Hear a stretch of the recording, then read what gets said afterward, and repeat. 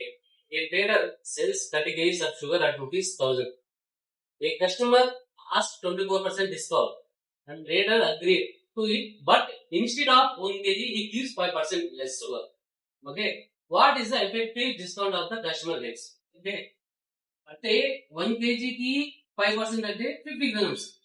Okay, 30 kgs అంటే 30 into 50 grams, 1500 grams. అంటే 1500 grams అంటే 1.5 kg. అంటే 30 kgs బదులు కస్టమర్ ఎంత వస్తుంది? 1.5 kgs ఇస్తే 28.5 kg వస్తుంది. అంటే కస్టమర్ 24% డిస్కౌంట్ అడిగాడు.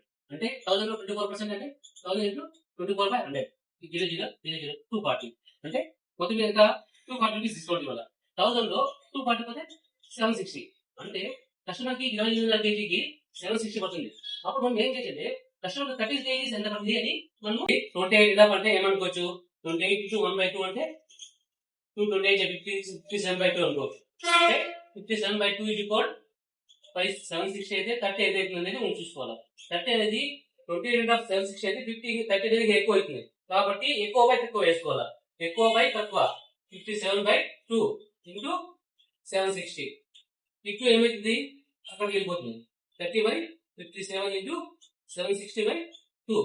ఓకే, 1957 19 0.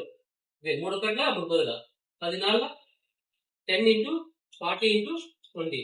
therefore 480 800 అవుతుంది. అంటే 30 kgs ఎంత అవుతుంది? 800 అవుతుంది. అంటే 1000 రూపాయలది ఎంత తీసుకున్నట్టు? 800 తీసుకున్నట్టు. అంటే 200 డిస్కౌంట్ వచ్చినట్టు. ఎంత? 200 డిస్కౌంట్ ఇచ్చినట్టు. 200 డిస్కౌంట్ అంటే డిస్కౌంట్ బై సూత్రం ఏంది? Cost price into 100. 200 by cost price ఎంత? 1000 ఇంటూ 100. Discount by 1000. ఈ సున్నా పోతే ఈ సున్నా. ఇది అంటే 20% డిస్కౌంట్ ఇచ్చారు. 20% అంటే ఆప్షన్ బి కరెక్ట్.